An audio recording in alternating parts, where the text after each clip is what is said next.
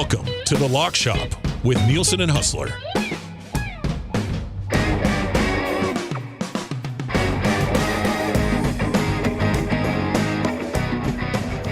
11:01. What's going on, everybody? How was that hangout? My God. What a mess. What a mess. And I'm not just talking about the chores not being done. Conversation in general. That was highly entertaining. Does it win an Esty for Hangout of the Year? Who knows? Somebody's got to put. Yeah, Trev, throw it in the. At least throw it in the file. Let's keep it in the file. Could be Hangout of the Year. I don't know what. I don't know what Huss. I don't know if I'm supposed to yell at Huss for the next hour or what. But he's going to join us. It is the Lock Shop. All of Edmonton Sports Talk is brought to you by Play Alberta. If you've not yet downloaded the Play Alberta app, please do. And check out playalberta.ca. Click on EST specials.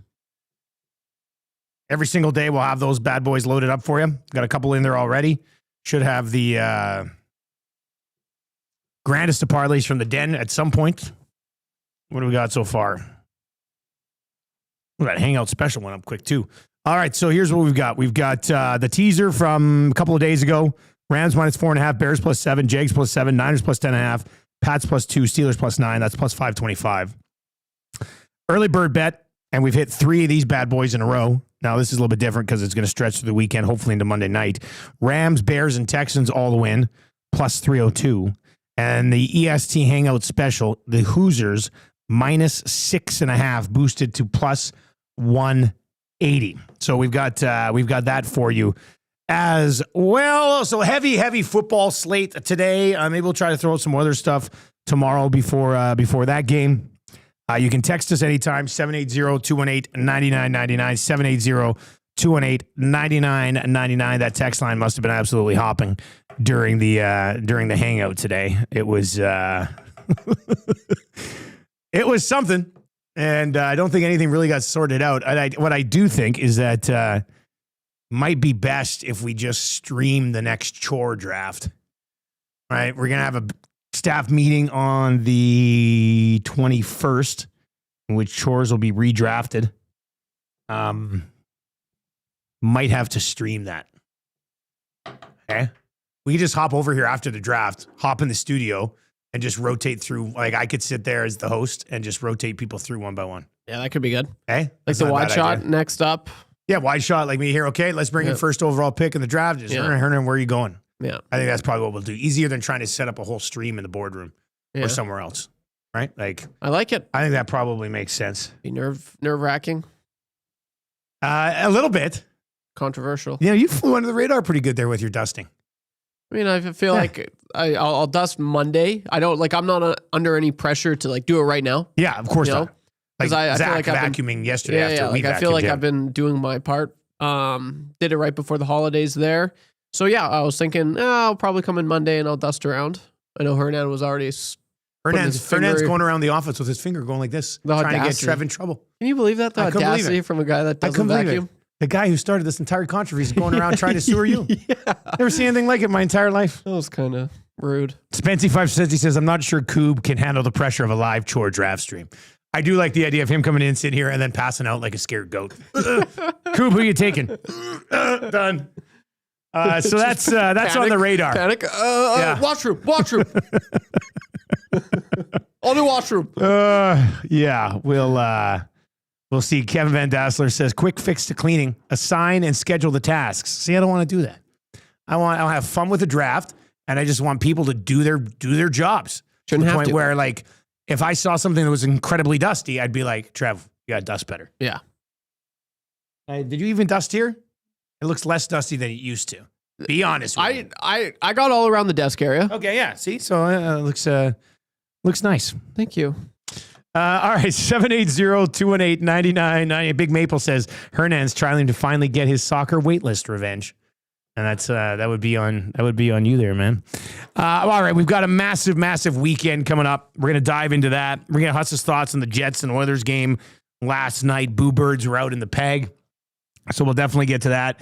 And then I spent a little bit last night, and then more time today when I wasn't completely enthralled by the hangout conversation. Dove into these games a little bit deeper, and I think I'm swinging on a couple of them. But we'll get into that as we work our way through the show today. Northside Sandwich says it's impressive that this has only happened once since EST went live. Well, at the old place, we didn't really do chores. It was a smaller office. Like once every 3 months, we'd vacuum. Everything was white over there, so you didn't see dust accumulating as much as you do on black tops and stuff like that. So we didn't really, nobody was really in charge of certain chores at the old place. So really, we've only done this once. and it led to an absolute disaster and shit show. So I wouldn't say it's impressive that this hasn't happened yet. This is actually the first time we've done this. So Big Maple says, what about a robot vacuum? Look, the only robot vacuum I would be purchasing for us would be the one from Rocky 4. That would be Paulie's girl.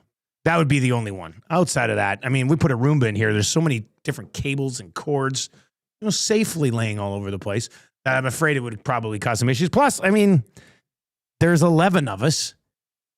You have one chore you need to do like every couple of weeks, and it takes 10 to 15 minutes. Do you realize like how much time we spend playing video games? Like it's easy to do. We're not changing anything. We'll do a draft for chores. We'll do our chores. We'll all suck it up like adults. That's how it's going to go down. Like it's too easy. All right. 780-218-9999. 780-218-9999. National Whitecourt says, you guys just lived in filth at the old place? Gross. I don't know. It just never, Trev, the old place didn't seem to get that dirty, really, did it? Like, there was someone that would come in and do it for us, if I'm not mistaken. She would only do the open areas, like the common area. Oh. She'd come in, vacuum the hallway, clean that little kitchen area. We stored their stuff in our office, but they didn't clean our office. Yeah, that's right. No, like everything. Plus, that old landlady still owes me like $450. Really? Yeah. Probably reach out to her, but I feel she'll try to take me for a couple thousand more somehow. Trying to just sort of maybe fly under the radar there. Yeah. Box Pounder in the chat says, no video games until your chores are done. That might have to be a rule at the office here. What a tough gig. All right, let's bring in Huss from Winnipeg Sports Talk. We got a huge wild card weekend for you. We got some hockey to talk about as well. Huss, I'm going to give you a little piece of advice. When you're done WST today, go back to the second hour of the Hangout today and watch an adult-ish conversation about chores not being done properly around this office. You will not believe what you watch. I accidentally said the F word while we were going back and forth on things. So, who is involved? Awanik, Gazzola, Glue Guy. And then I popped in to have a say briefly, and I know it just kept going and going and going. It was actually probably in the running for Hangout of the Year for an Esty Award. It was a pretty good show today. It was a lot, but you will enjoy it, my man. I think. Well, good. I need some things to something to pick you up. Yeah. How you doing, buddy? How's that city doing? I love Winnipeg. How's that city? We're in a dark place. The tendies even taste worse at ENC right now. I went to ENC after the game last night. My man. I went to the game with my brother, and he had driven downtown and lives on the other side of the city. So I said, no, I don't need a lift. I'll figure it out. And I just walked, and I went into the ENC, and I sat down. I didn't even want to tell them, like, hey, can you put the Fiesta Bowl in the TV? I put it up on my phone. Oh, you didn't even. You were so sad you didn't even request the game. Yeah, I put it on my phone. I had 2 beers, and I just sat in silence, and no one bugged me. And for half an hour, I didn't have to talk about the team. Look, dude, the crazy thing about this is that it is freaking Groundhog Day. That's the thing. As it was happening, I was like, I think this is what Huss has been saying happening all the time to this team.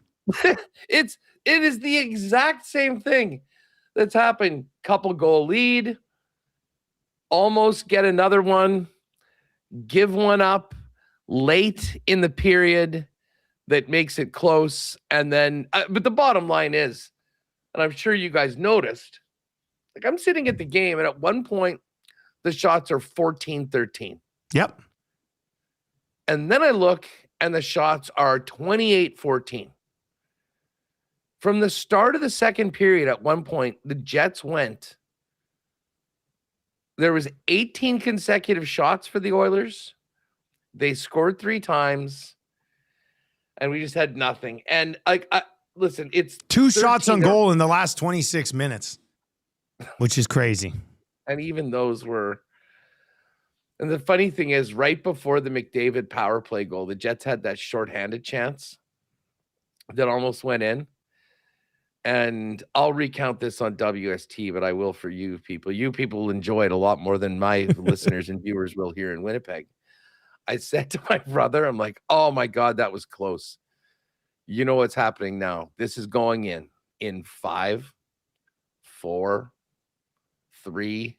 I almost timed it perfectly, like literally. And then it was in the net. I'm like, I mean, I'm not one to live bet against my own team, but just as a little lock shop tip, if you see the Jets go up 2-0, that's your time to jump in. We got the Kings here tonight. Right away. Hey, who knows what? Well, that's the crazy thing is, dude, this week, 5 home games in 8 days. Oh boy. Like, what a time to be at home. And listen, there were lots of Oiler fans in the buildings. The crowd was good last night. It was one of those sort of split crowds. The Oiler fans obviously were pretty fired up and happy at the end of it all. But then on Sunday afternoon, it's the Jets and the New Jersey Devils. And the Devils are in a very, very bad spot right now. They've lost 3 in a row, 3-6-1, which we would kill for right now. But things are not good there in Jersey, coming off that 9-0 loss. And then on top of it all, Dusty, obviously things are really bad, and we're starting to see like the streak take its toll. Like, we're starting to see some bad body language that's coming in, some exasperation. Arniel apparently just spoke. We'll have it coming up on WST. But Lowry and DeMello talked today, and they just said they're playing scared. They're playing not to lose right now, and it's got them in a big mess and ugly predicament. But listen, I mean, at the end, once you get at peace with a lost season that's been flushed down the toilet, you can look back and say, well, those are 2 points they didn't get that might help them in the draft lottery, but they gotta just get one freaking win and end the streak and just get the black cloud out for one night. We've got our WST night of game of the month tonight. So, I mean, it's going to probably be a big counseling session with some of the biggest fans. Like, I don't know whether everyone's just going to spend half the game in the bar just flooring it because they can't handle what's going on. Not a bad idea. It's Friday. Yeah, well, I can tell you that's at the top of my list tonight, I think, Kevin. So, but we'll go through that. Hey, I know we're going to focus in on the football. I'm interested to get your takes on all these games. Like, it's ugly to lose a bunch of games, and obviously it doesn't get much worse than what's happening with the Jets right now. But what the hell is going on in Ottawa? Oh, man. With the Sens. Like, the weird, and we talked about this with Chris Johnston a little bit this morning. CJ, by the way, in Italy right now, getting a look at the rink firsthand because they're playing hockey games there today. Like test games, test events to take the rink for a little bit of a run. So CJ joined us this morning, and we were talking about us. Like, I didn't know what was going on. Like, I didn't even know what the rumors were until I saw Steve Staios put out this epic comment talking about trolls and horrible people online. And then I was like, okay, what's going on? Like, I knew Allmark had taken a personal leave, and I didn't care to look into it. I was like, I hope the dude's okay. I'm sure he'll be back. And then Staios comes out, and it kind of just drew so much attention to it. Then everybody's diving into some of the rumors, and you're like, oh my God, What a story. I don't know. I think the Sens probably could have handled a little bit better, but what do you think? I mean, The wording I of it probably could have been better, at least. The wording of it's bad. I saw that original tweet. You did see the tweet, hey? Like from the fake account that's since been deleted? Detective Reem, nothing gets away outside of Detective Remus's Remo. survey. Okay. Yeah. So he sent this over to me, just with the, I don't know if I believe this, but rumors are flying around, and it was that at Fred Nolan Sens tweet that sort of talked about Allmark and some stuff going on the road, and I'm like, oh, well, that's ugly. And then like an hour later, Steve Stais rolls out, this thing, and you're like, okay, that's, very unequivocal. Hey, they're backing their players. And then you just start thinking more about, like, I don't know, I haven't really been paying that much attention to the Sens. I mean, obviously they beat the Jets on the weekend, but Julian McKenzie just rolled out, like, this was what happened last night with the Sens. Okay. Ottawa releases a statement condemning trolls and sick people spreading rumors about Linus Allmark. They start Levi Merlainen on the second night of a back-to-back before pulling him in the second. They sign James Reimer on a PTO and then put Levi back in for the third period. So, like, everything going on with that team, with the goalies, and then off the ice sounds like it's pretty ugly. And I don't know if you heard any of Elliot Friedman today. No, I didn't. But there's a new 32 Thoughts that I guess they cooked up like late last night after all the games were finished. Okay. That is up there. And, he talked about, if you're one of these players that has even been remotely close to having your name mentioned, he said, if it was me, I'd be walking in and asking out of Ottawa. Now, is that the market? Is that just a couple people? Is that the way the team handled it? I mean, I don't know. Going in and asking out of Ottawa? Yeah, he said, you know what, I was like, oh, I was kind of surprised that Elliot would say something like that. But yeah, I don't really know where the blame lies. I have no idea whether this stuff is true. Certainly the Sens would have you believe that it's not. But and listen, for years, like, I mean, you hear it all the time. I mean, the amount of insane rumors that could never be reported on by legitimate media that get thrown around conversations. I heard this guy said this, or this guy's doing this. That, I mean, I'm sure in a few cases there may be a kernel of truth to, but these things just get, they get blown up, they get misinterpreted. Guys just straight up bullshit these sort of things. So I don't know. It's a real interesting sign of the times that, anonymous people online can literally, create massive, massive problems for organizations, individuals, and potentially in people's personal lives.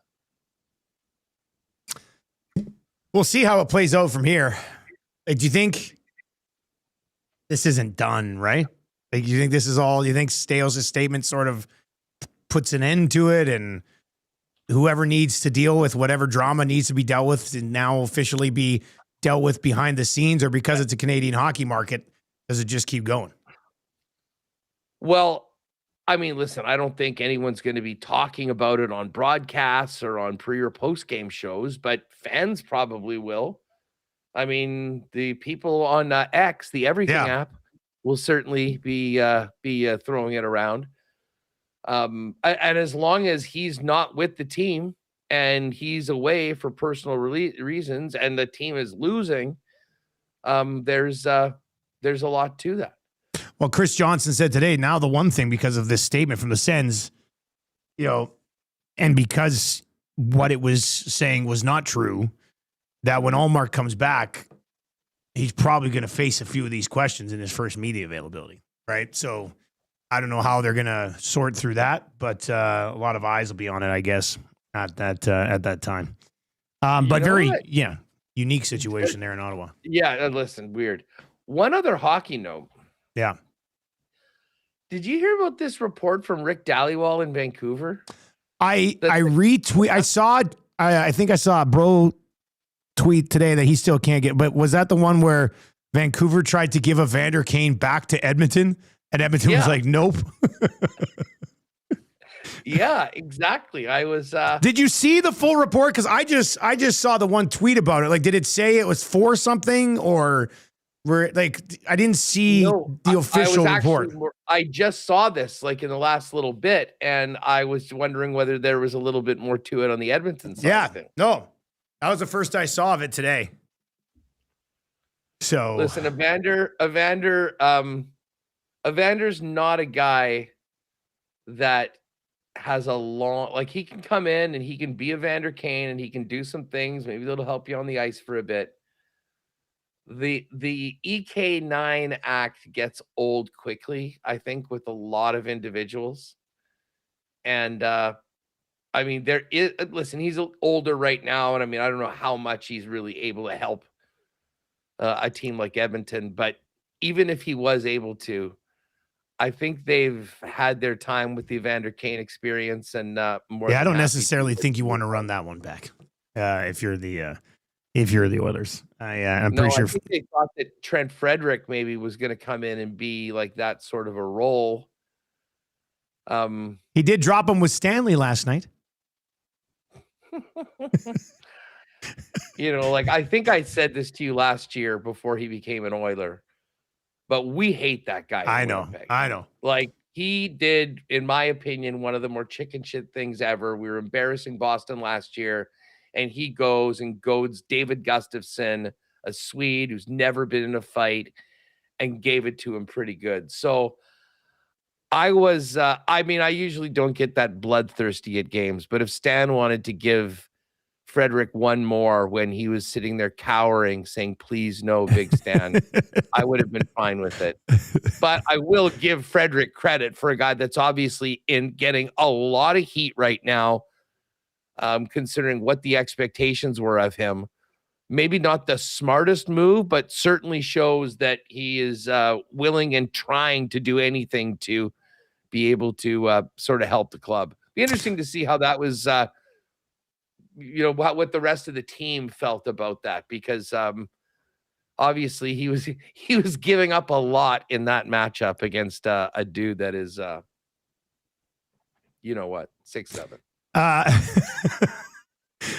Bones texts in and says, I'm going to start spreading a rumor that Huss is cheating on Diet Pepsi.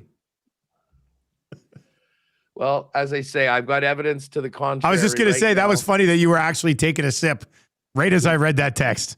That'll never happen. To be perfectly honest with you, if they keep going the way that it is, I might just start crushing little brown jugs in the morning and just, we're gonna, the only way is need to self-medicate through the entire day to get ready for these hockey games tonight. All right, Huss, let's dive into this NFL wildcard weekend. We're going to pick every game. We've got lots to get to. We'll build we built our teaser yesterday. We'll see where our picks line up. Maybe there's another 3-gamer in here somewhere. And then I was thinking we each pick a touchdown from AFC and NFC. Do a four parlay touchdown score too. Hey, how's that sound? Let's do that as well. All right, well, let's start with the Rams and Panthers, man. That line is still sitting at 10.5. Last I saw it, and that was about an hour and a half ago. It is still at minus 10.5. It's a big look. We said it was a big number. Carolina plus 10.5 at home in this game. Which side are you on, Huss? Full disclosure, I've bet 4 of these 6 games. Okay. This is not one of them. Okay. And I really don't have a good lean on either side of this one. Like, I came into this morning thinking that I was actually going to take the Rams. That the Rams are just a much, much better team. They're going to be ready to go. There's no holding back in this game. And then I was presented with a bunch of numbers talking about teams that were big favorites on the road and how rarely they cover the big numbers in the playoffs. I think I heard on a podcast this morning that this is the largest road favorite if it was not ever, it was like at least 20 years in a playoff game. Yeah, I mean, I can believe it. I mean, it does seem like it's a real mismatch. So I've got I think the Rams win this game. Yeah. I certainly think that we could be, if you're running errands on Saturday afternoon, you turn the game on midway through the second quarter, that they could be 21-0 Rams. Yep. I also got some time for the Panthers hanging around. They did beat the Rams, which was kind of crazy, in Carolina a few weeks ago, but I think that was just one of those games where the Rams were off of it, maybe, not focusing on that game as much. So I do not have a strong feel on this game either way. I could be convinced, and I sort of was, okay, I'm sort of in on that 10.5. I think that if I had to throw a nickel down on this one, though, I think I'm back to the Rams. As I say, I'm 50-50 on this game. I don't have a strong lead. This is not something I'd be pounding the table on for a parlay. Where are you? I probably agree with you that I'd keep it out of a parlay. At the beginning of the week, like on Monday when I saw it was at 9.5 and then 10, I was like, I think I'm going to be on the Panthers. But the more I dove into it, I am going to get on the Rams here minus 10.5. And it's a couple. First of all, you've got the best offense in the entire league going up against a bottom 5 offense, right? And the Carolina is not your typical playoff home team. I mean, they are a home team that basically got in because nobody else wanted it, right? They shouldn't be. They shouldn't be in the playoffs. They shouldn't be in the playoffs, right? So you've got a Carolina team that offense revolves rather heavily around the run, going up against the 5th best rushing defense in the league. And then on top of that, the Rams allow the fewest rushing touchdowns in the entire league. And in the game that they lost to Carolina, they turned the ball over 3 times. Since that game, they've turned the ball over 4 times in 4 games. Like, I don't see a world where Stafford is turning the ball over in a playoff game against the Carolina Panthers. And if that's going to be the case, and he gets Devontae Adams back this week, I think it's more likely that scenario where it's like 21-3 or 21-0 in the first half, and then we'd basically sit here praying for a backdoor cover. So I get it's a massive number. I understand the Panthers beat them, but this is one of the best offenses in the league against one of the worst. And the Rams have a better defense as well. So I'm going to get on the Rams here minus the 10.5.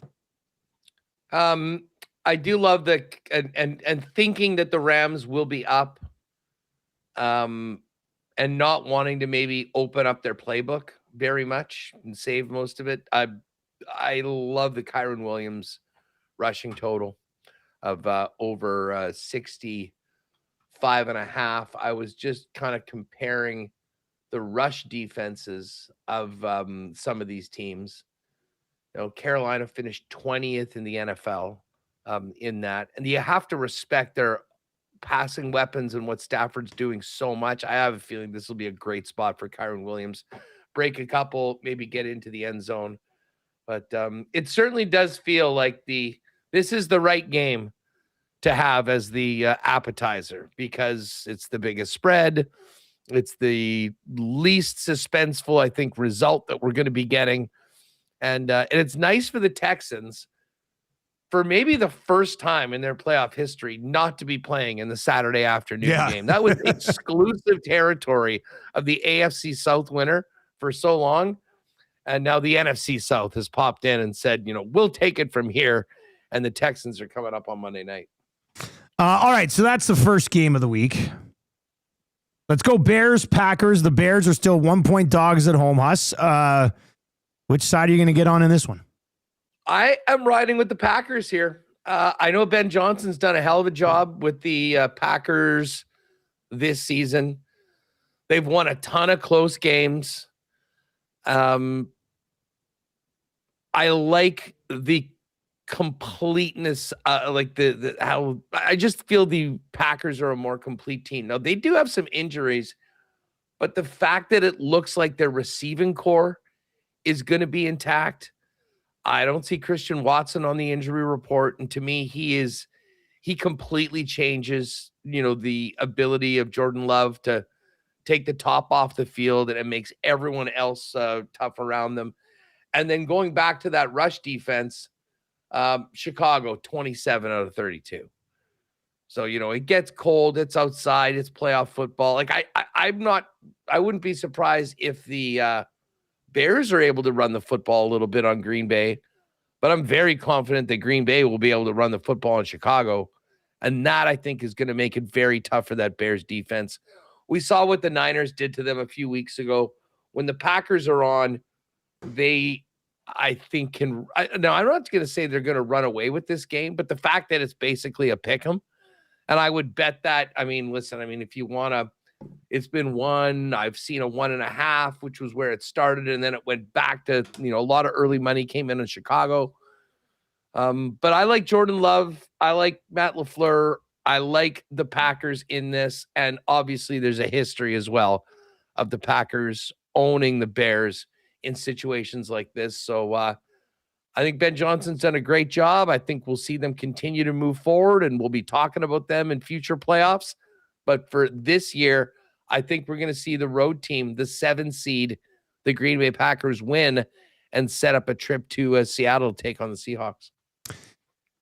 I'm going to go against you on this one. I'm going to roll with the Bears. Part of it is probably a bit of a Ben Johnson bias from his days in Detroit. But part of it's also that like the Packers, they lost Parsons in the Denver game, right? And I think they lost Parsons in the Denver game. I think it was the Denver game. They gave up 34 to Denver, an offense that hasn't necessarily lit the world on fire so far this year. Then they lost to the Bears. And in that game, the Packers offense really couldn't move the ball. They only scored 16 points. And then they gave up 41 to the Ravens without Lamar. That was the Derrick Henry game, right? Derrick Henry absolutely ran all over him. And the Ravens offense has been pretty questionable so far this year. So this Packers defense has been torched twice in the last 4 weeks. I think they've been trending in the wrong direction. What are they? 4 losses in a row going into the playoffs, which isn't ideal, I think, for any team.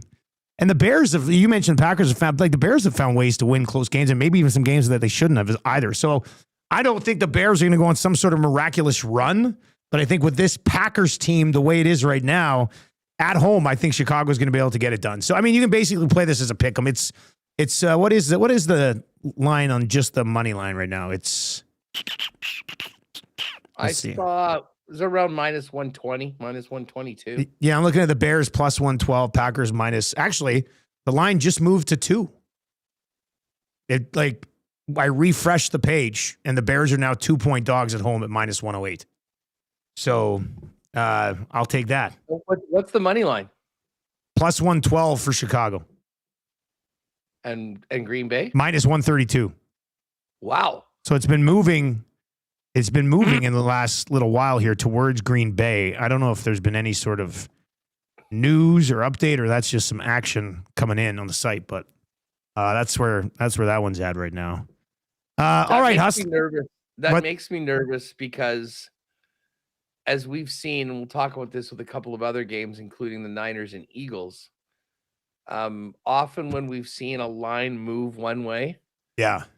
And I don't have any data on this, but just my recollection of this year is games that we've been watching that have moved significantly one way.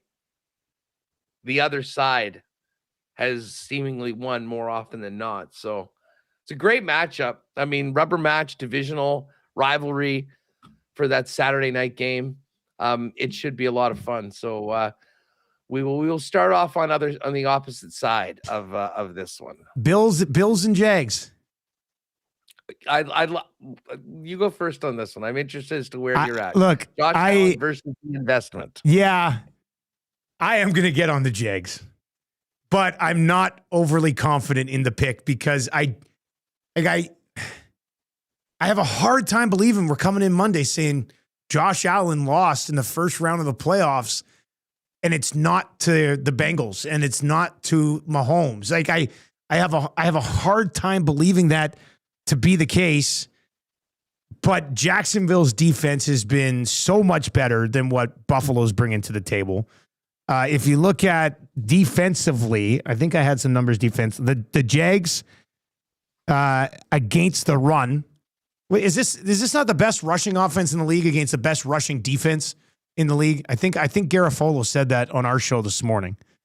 The one area that can, like, I think the Jags defense is going to be there for a fight.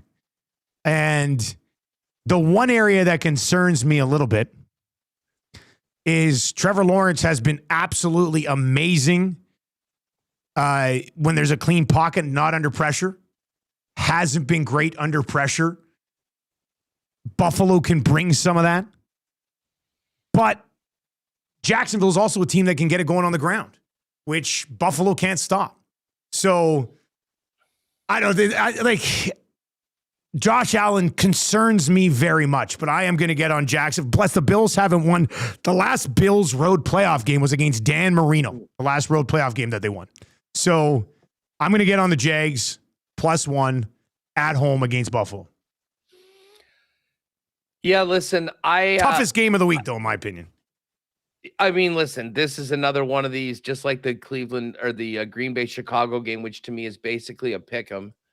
And it is actually a pick 'em. Like, I know we see Buffalo -1, but like, what's the money line? It is. I'm looking at -101 and -116. Interesting. Hey, yeah. I saw like a -110, -108, which basically, okay. Yeah. So bottom line is you can change the juice a little bit. This is a pick 'em game, and at the end of the day, I am going to give Josh Allen the benefit of the doubt that he'll be able to make one more which is play. Understandable, right? It's Josh Allen. Like, I mean, he's got so much pressure on him. There's an expectation that, well, okay, Mahomes is out. Those other guys are out. This is his time. He should get it done. But this is a team game. And the Buffalo Bills are in the bottom 5 of rush defense. And they could need to put up a lot of points. I don't like their receiving core at all. Although having his tight ends ready to go, I'm just going to pull up this Bills. They've got a long list of long list of players on the injury report, but just about all of them are probable, including Dalton Kincaid, who I think is a big part of that. Matt Milano's going to play. They're going to need a big game from him in the middle if they want to stop that run. If Josh Allen was just a guy named like Allen Joshua, some other guy, I think I would totally be with you on the Jags. But at the end, this should be a close game. And we've seen time and time again that Allen has come up massive in these playoff spots. And, regardless of the weapons, right? Like, he finds a way. Yeah. I mean, listen, he lost a game where he led them to a lead with 13 seconds left and then never got the ball back. I mean, to the point where they changed the rules. Yeah. So, as I said, I can't wait for this game. I think it's the most intriguing matchup. I will say this. I think whoever wins this game has a very good chance of representing the AFC in the Super Bowl. That's exactly what Garofalo said this morning too, man. He said, I think whoever wins this game probably has the best chance to go to the Super Bowl. So I'm gonna plant my flag in with Josh Allen and the Bills. I'm even as the nemesis of the Bills, I got a soft spot for them. I really do like Allen, although I like Trevor Lawrence and I like what the Jags have done so far this season. Allen has to get this win, has to find a way to do it. And he's been pretty good at doing exactly that. All right. So we'll go head to head on the Jags and the Bills. The Niners and the Eagles. We moved this down to 10.5 for the parlay. It's sitting at 5.5 right now. Niners or Eagles, Huss? What do you? And by the way, Garofolo this morning said he thinks the Eagles win easily, which surprised me. I know the Niners are banged up, but I thought easily with the way that the Eagles season has kind of been. I thought, well, maybe that's the case, but you're going to roll with Sirianni here, buddy? Well, I mean, I told you all year, I said, I can't wait to bet against the Eagles in the Is there a but here? Is there a but? Well, there is a but. The but is that my first instinct was, oh man, we're getting like these points with San Francisco. Great. I mean, like, to me, these are very similar teams. I mean, I think there's some things I like about Frisco. There's some things that I like more about Philly. But man, I think this is just a terrible matchup for San Francisco. Like, Philly, assuming that Jalen Carter is ready to go, I think they will be able to get some significant pressure on Brock Purdy. And the other side of it is, I mean, we all remember how that San Fran defense looked against the Bears a couple weeks ago in that track meet that they had. Yeah. Now, I have no confidence in the Eagles offense whatsoever. Right? Like, that's the tough part here. If you had confidence in the Eagles offense, this is an easy pick. I understand why a lot of people, like the Garofalo, say, you know what? Okay, this is a time Philly at home with the experience that they have and the advantages they have in the matchups will be. But I'm going to stick with my original play, which was taking the points with the 49ers. But I will absolutely cop to the fact that if this started off Philly and just not even being that exciting game of the second half, I could see that happen as well. The Shanahan teams and the number, I think it's 1-37 when down 7 points. I mean, they just simply don't come back against teams. And McCaffrey, I was talking with the guys earlier this morning. You know, I think they're going to need to find different ways of getting him the football. So I'm not sure that there'll be as many rushes for McCaffrey, but I do think that both his catch number will be high, yeah, and that receiving total as well. His receptions number right now is 5.5 at plus 104, and that would be one of my favorite player props for the weekend as well. I was a little bit torn on this one. I don't know if it's because I don't like the Eagles. I know it's not how you're supposed to approach it. The Niners, and we know they're even more banged up than usual. We got a Niners fan in house here in Hernan Salas, who I asked him today, I said, what do you think about these guys right now? He goes, well, they can't get any sacks. Like, they can't get any pressure. And they don't really create turnovers in the secondary.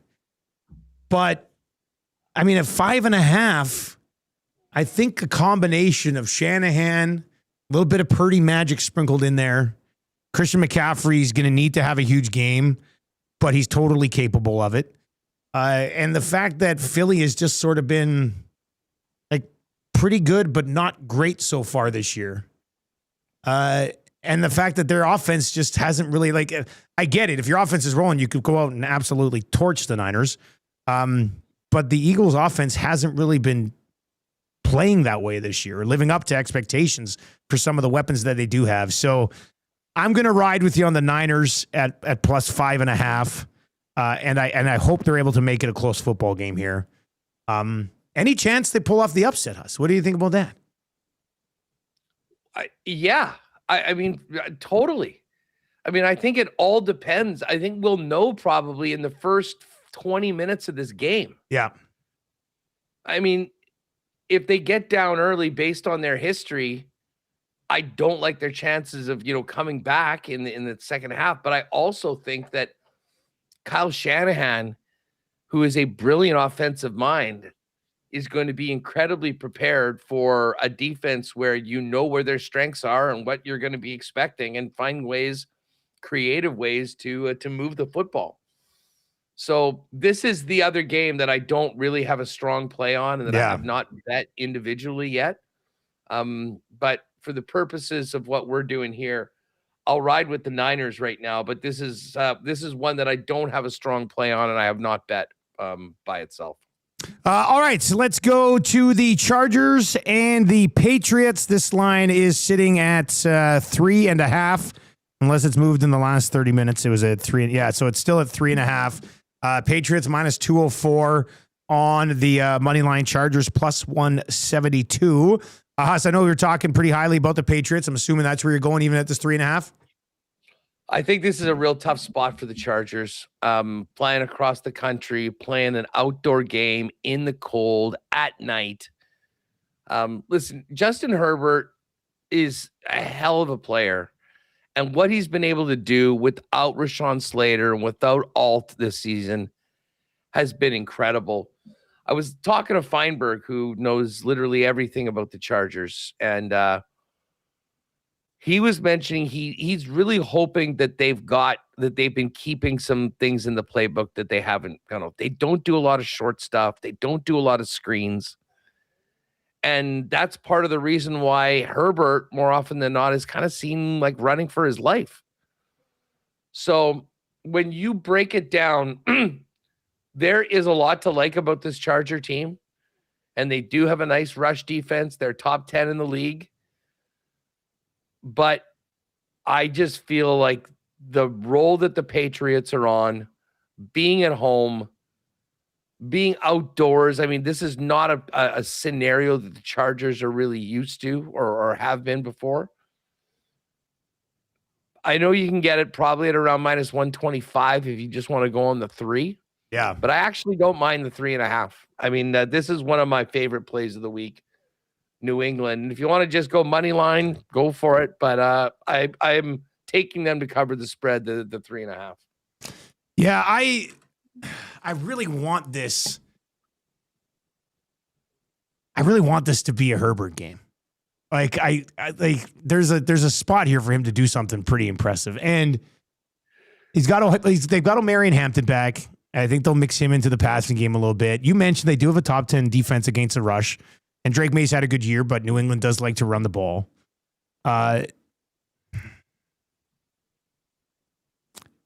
This one's been eating me up a little bit more than it probably should have, because earlier in the week I was like, I don't know, I could see myself siding with the Chargers here. It's been a tough, long year for Herbert though, and that's a tough spot to go into come playoff time. But no, you know what? I'm gonna take the 3.5. I'm gonna take the 3.5. I mean, maybe that's why it's sitting at 3.5. They want to suck guys in like me and say, we're gonna get the extra, we're gonna get the hook. We'll take the 3.5. But not sure I'm confident in them on the money line. But can they keep it close against a New England team? And it will also be a little bit hypocritical of me to look at the Patriots for the last four weeks and go, this is the biggest schedule fraud in the entire league. So. I'm gonna side with Herbert. We've seen Herbert have some moments. I'm gonna go with Herbert, and I'll go with the Chargers. That's a tough one for me. I went back and forth on this one all morning, but I'll go with the Chargers plus 3.5. I mean, there is a lot of pressure on Drake May, his first playoff start, all that. Now he's got great support, and I think Mike Vrabel will have their team ready to go. So we'll be on the opposite sides of that, which brings us to the Texans and the Steelers. Yes. And I mean, you probably remember a couple weeks ago, once the Chiefs were out, we're looking at the board. I said, I'm a playoff free agent. Where's some good value of a team that I think could actually win? And I focused in on the Texans. This is an elite defense that I think, even though they're like this Southern Dome team that's not used to, the elements, if you will, I think their defense is good enough. They're built for that. They could do that. That travels. Absolutely. All that being said, I saw this game open at 3.5 for Pittsburgh. And I sitting at 3 now. Exactly. I totally understood why people jumped on that and moved it down. There absolutely is a path that this Steelers voodoo continues in this game. But I just think Houston is a better, more well-rounded team than the Pittsburgh Steelers, and I'm going to take them to win. The fact that it's down to 3, I think, is a lot better if you're betting from a Houston perspective.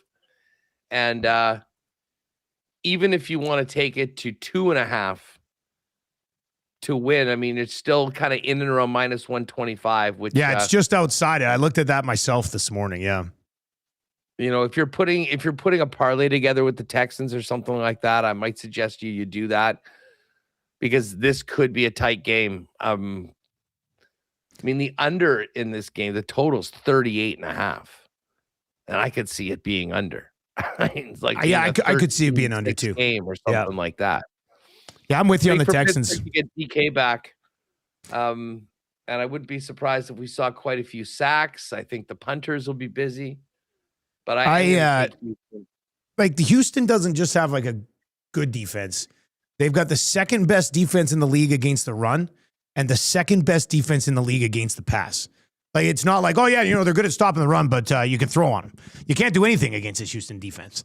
Like I think there's a world where they absolutely eat Aaron Rodgers up in this football game. So I'm with you on Houston -3.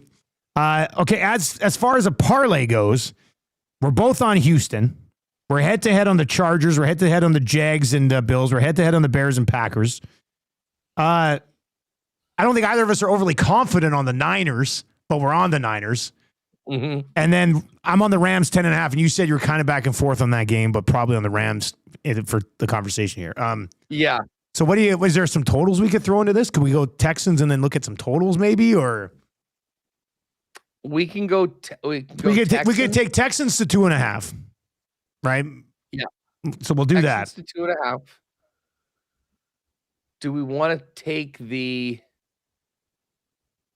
49ers to 7.5? 2 points. We get more than a touchdown. Moving at 2 points. That's a pretty important number. That makes me more confident in a Niners play if we take it to 7.5. So Texans -2.5, Niners +7.5. And do we move the Rams down a bit or something, or move it to the other side of the 10.5? You know what? Like, maybe let's just see what happens if we put the Rams in at 9.5. The Niners in at +7.5.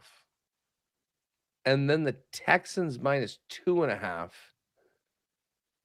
I'm seeing in and around +434. Yeah, so with a boost, probably up to like 460-ish. So yeah. Okay, let's do that then. You said 9.5 for Carolina, right? Or for Rams? Yeah, 9.5 for the Rams. Niners 7.5. And then the Texans 2.5. -2. All right, quickly, touchdown scores, Huss. Give me one from the AFC, one from the NFC. Okay. From the NFC, let's go Josh Jacobs. Okay. And from the AFC, let's go Josh Allen. Josh Allen and Josh Jacobs. I'm going to go Puka and Travis Etienne for the Jacksonville Jaguars. So we'll put those four on a parlay as well. I'll send that over. All this will be on the EST specials page. What's coming up on WST, Huss? Well, we're going to be getting some reaction from last night's loss to the Oilers. Scott O'Neill spoke this morning about tonight's game against the Kings. We'll dive into that. We got Dennis Bernstein coming up. We'll have more on the Jets, Jeff Hamilton. We'll dive into the NFL notebook and talk a little bit more about these big football games on the weekend. All right, enjoy the games, man. We'll have you on Monday. We'll be recapping 5 of the games and still set another chance to build something else for the Steelers and the Texans. Yeah, same game are coming up on. That'll be good. Really looking forward to a playoff same games. That'll be a lot of fun. All right, that's good stuff, buddy. Enjoy your weekend. Have a good weekend, pal. All right, there you go. That is Huss from Winnipeg Sports Talk. Lots to discuss in the city of the Winnipeg Jets right now. So yeah, we'll get this over to the guys at Play Alberta, title sponsor of Edmonton Sports Talk. Texans -2.5, San Fran +7.5, and the Rams +9.5. And then Puka, Etienne, Jacobs, and Josh Allen for a 4-player touchdown parlay for Wild Card Weekend as well. Coming up, we've got the oil stream with myself and Tom Gazzola. Lots to talk about, recapping that win yesterday.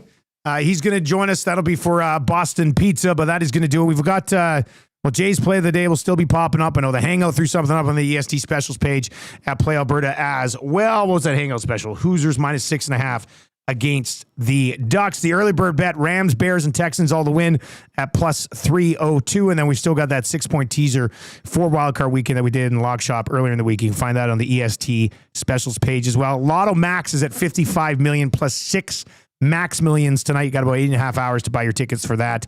You got to get that done by 8:30. Get a chance at that 55 mil tonight. That is going to do it for the Lock Shop today. Thank you very much for joining us. Best of luck if you're riding with us tonight and this weekend, and we will talk to you on Monday.